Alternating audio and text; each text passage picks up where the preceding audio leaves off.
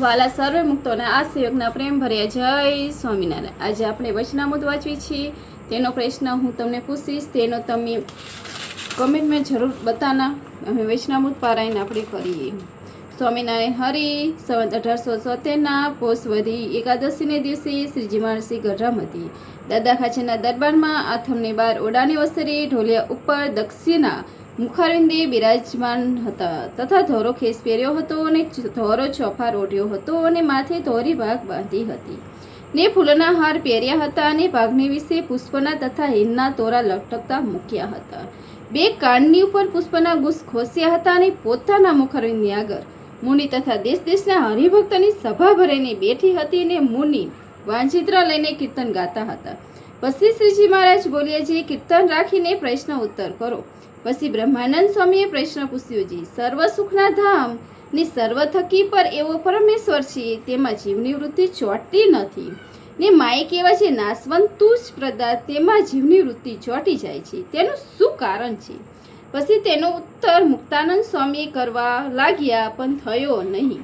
ત્યારે શ્રીજી મહારાજ બોલ્યા, જી એ પ્રશ્નનો ઉત્તર સાંભળો, અમે કરીએ છીએ। જે દિવસથી પરમેશ્વરની આ જગતની સૃષ્ટિ કરે છે તે દિવસથી એવી જ કાર ચડાવી મૂકે છે।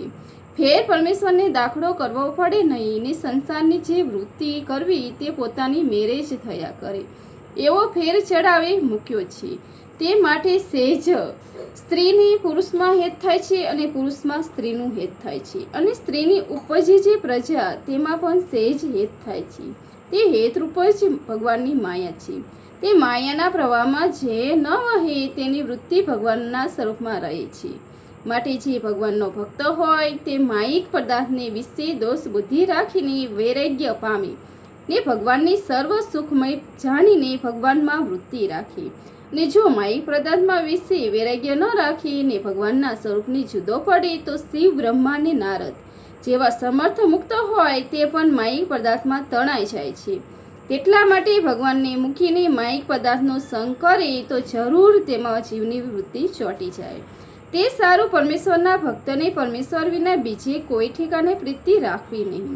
પછી શ્રીજી મહારાજ બોલ્યા, છીએ હવે મુક્તાનંદ સ્વામી પ્રશ્ન કરવાનો વારો આવ્યો, પ્રશ્ન કરો। પછી મુક્તાનંદ સ્વામીએ પૂછ્યું છે, જીવની ભગવાનની પ્રાપ્તિ થવી તે અતિ દુર્લભ છે, અને ભગવાનની પ્રાપ્તિ થઈ ત્યારે એને બીજો મોટો લાભ પણ નથી ને તેથી આનંદ પણ બીજો નથી। તે એવો મોટા આનંદને મૂકીને તુજ પદાર્થ માટે કલેશને કેમ પામે છે, એ પ્રશ્ન છે। ત્યારે શ્રીજી મહારાજ બોલ્યા છે, લો એનો અમે ઉત્તર કરીએ છીએ। પરમેશ્વરના વચનને મૂકીને જ્યારે આડો અવરો ડોલે છે ત્યારે કલેશ પામે છે, ને જો વચનની વિશે રહે તો જેવો ભગવાનનો આનંદ છે તેવો આનંદ રહે છે, અને જેટલું જે ભગવાનનું વચન લોપે છે તેટલો તેને કલેશ થાય છે। માટે ત્યાગીને જે આજ્ઞા કરીને તે પ્રમાણે ત્યાગીને રહેવું, અને ગૃહસ્થીને જે પ્રમાણે આજ્ઞા કરી તે પ્રમાણે ગૃહસ્થને રહેવું, અને એમાં જેટલો ફેર પડે તેટલો કલેશ થાય। અને ત્યાગી હોય અન્ય અષ્ટ પ્રકારે સ્ત્રીનો ત્યાગ રાખવો ત્યારે તેનું બ્રહ્મચર્ય વ્રત પૂરું કહેવાય, ને તેમાંથી જેને જેટલો ફેર પડે તેને તેટલો કલેશ થાય। અને ગૃહસ્થી પણ બ્રહ્મચર્ય કહ્યું છે, પર સ્ત્રીનો ત્યાગ રાખવો તથા પોતાની સ્ત્રીનો વ્રત દિવસે ત્યાગ રાખવો, અને ઋતુ સમયે જે સ્ત્રીનો સંગ કરવો એ આદિ જે ત્યાગીએ જે ગૃહસ્થીનો નિયમ કહ્યો છે તેમાં જેટલો જેને ફેર પડે તેને તેટલો કલેશ થાય। અને ભગવાનની જે વિમુખ જીવ હોય તેની સુખ દુઃખ આવે તે તો પોતાને કર્મ કરીને આવે, અને જે ભગવાનના ભક્ત હોય તેને જેટલું સુખ દુઃખ થાય છે તેનું કર્મ પેર્યું થતું નથી।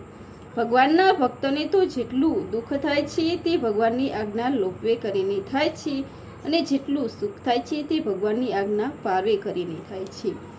પછી આમાં પ્રશ્ન મહારાજ મુક્તાનંદ સ્વામી કયો પ્રશ્ન પૂછ્યો તો તે કહું તો મુક્તાનંદ સ્વામીએ એ પ્રશ્ન પૂછ્યો તો, જીવને ભગવાનની પ્રાપ્તિ થવી તે અતિ દુર્લભ છે, અને ભગવાનની પ્રાપ્તિ થઈ ત્યારે એને બીજો મોટો લાભ નથી। તે પ્રશ્ન પૂછ્યો છે, તેનો જવાબ તમે જરૂર દેજો। જય સ્વામિનારાયણ। Thank you.